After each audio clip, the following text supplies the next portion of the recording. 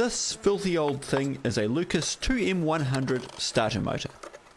It was working fine, but there is a small spring that is shredded to bits, and I'll replace the brushes and give it a quick tidy while we're here. Nothing major.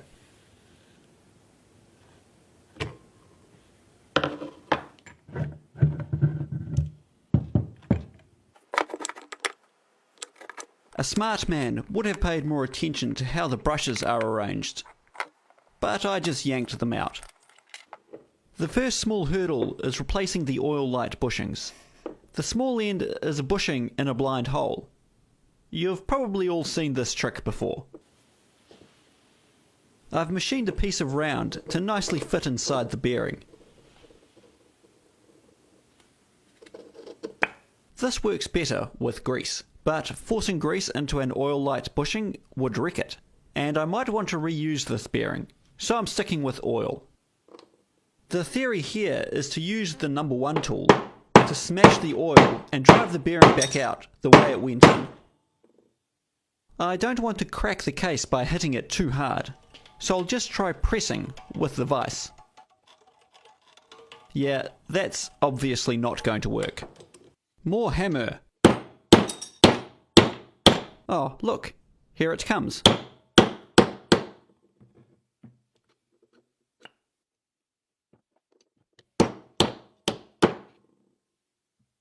Now, as far as pulling the rest of the cap apart, nah, it's riveted in place. Let's just flush it out first, see what comes out.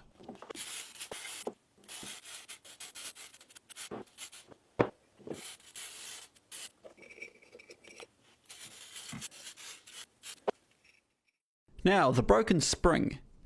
This little spring needs replacing. It stops the gear bouncing into the flywheel while you're rolling along.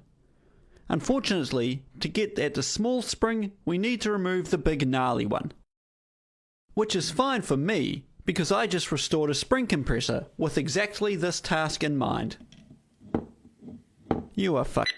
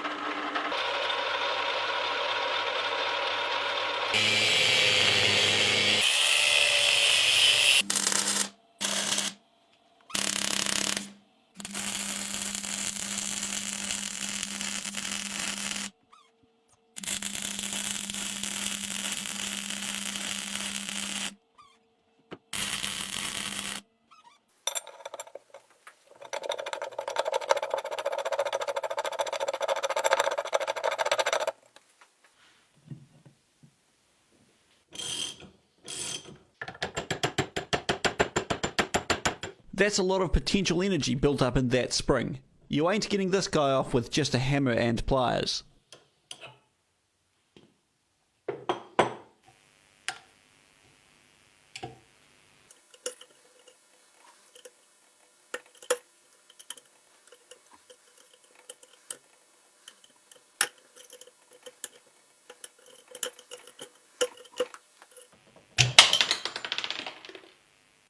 Once the demon little clip is released, the spring and everything else on the shaft just slides off. The end of the commutator is actually pretty worn down. It's hard to show, but there's probably about a 1mm dish in the face.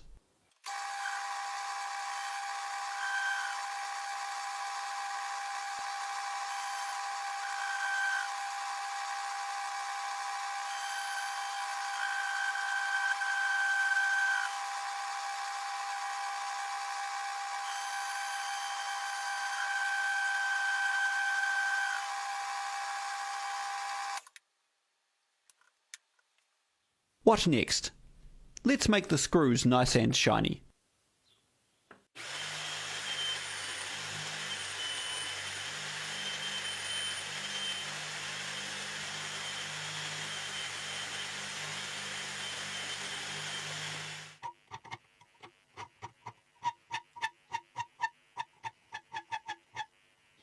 And FYI for those who watched my DIY plating video the other week, this is the zinc plating setup that I normally use. The zinc bath is zinc chloride based. It's a purchased mix, not home brew.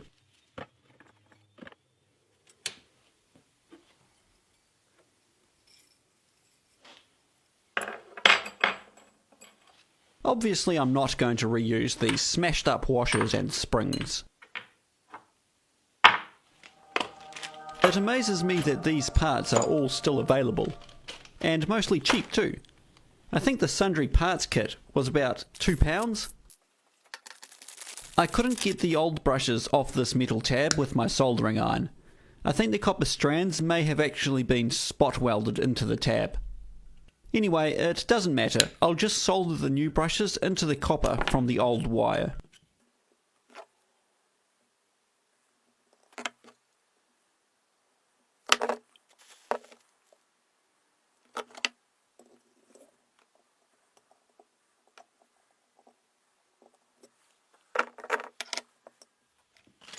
Now, the new oil light bushings.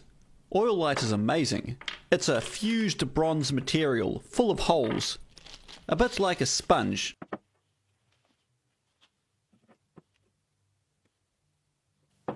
Watch the side of the bearing.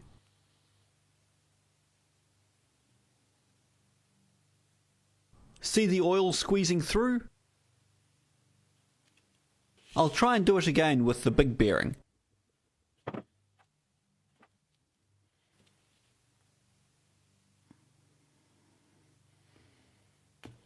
Ah, the small bearing is probably good to go with the oil forced through it, but generally I soak these things for a day or two. The oil they soak up now is the oil they have for life.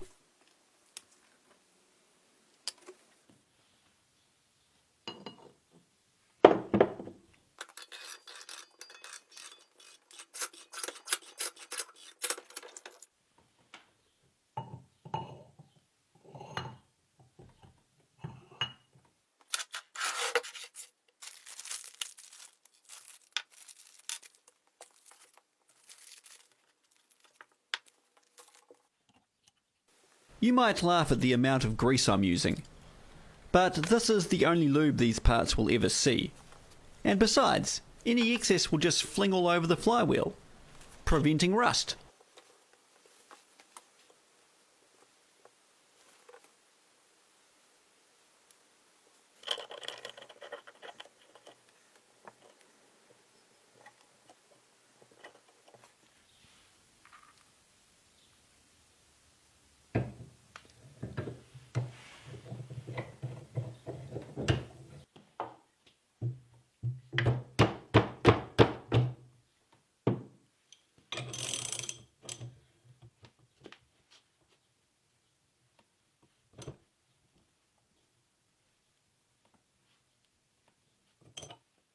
Now, getting the little demon clip back on.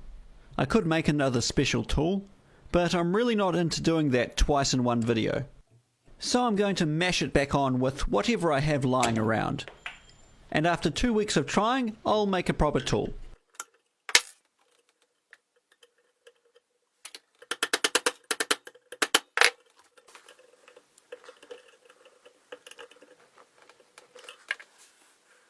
Ah, you missed the moment. I really didn't expect this old bearing to be the golden ticket. But there we go. Excellent.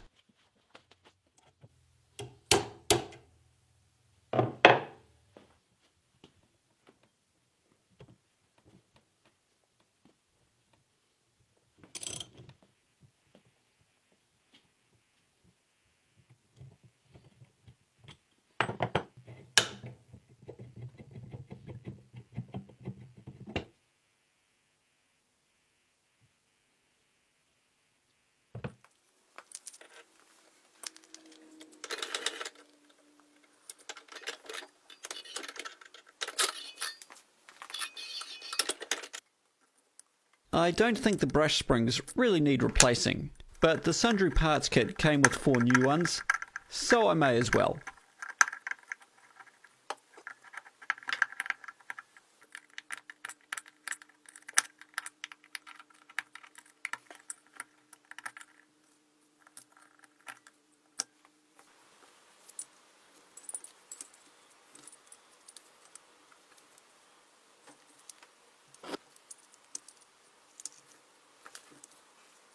The new brushes are a little rough. They need to slide freely inside the brush holder. A couple of strokes against a smooth file sorts that out.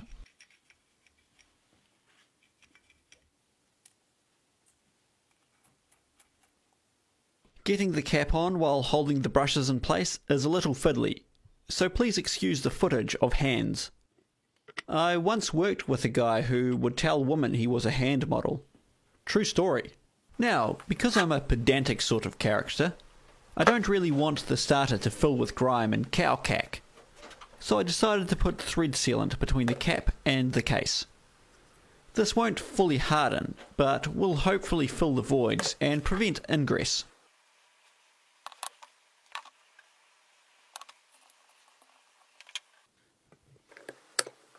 And of course, I can't do the same between the case and the bracket, because that would stop the motor from earthing. Just kidding. You know I tried it anyway.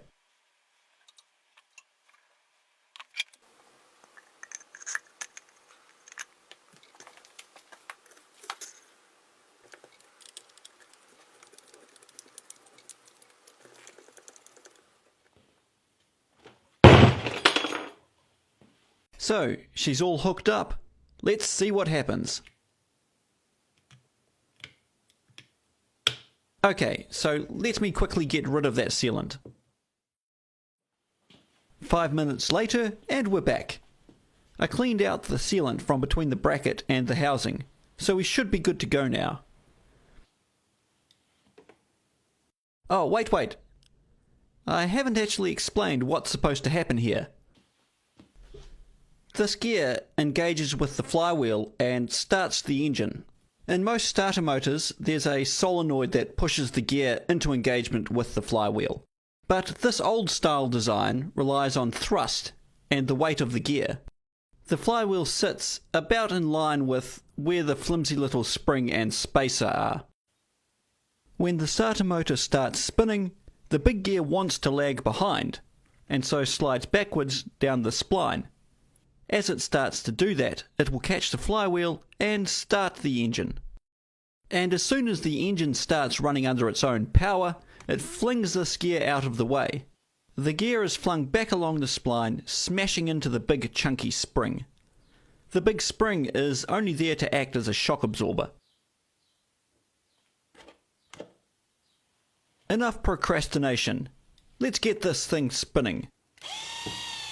Woohoo! Oh, wait.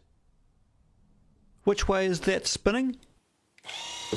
I must have put the brushes back in the wrong place.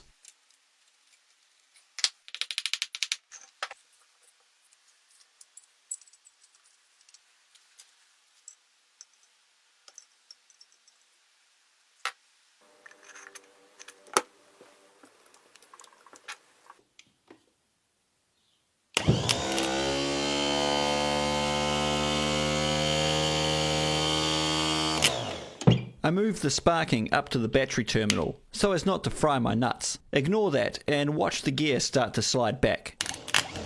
It's a little stiff sliding for now, but so long as it moves enough to catch the flywheel the first few times, it'll lap itself in, no problem.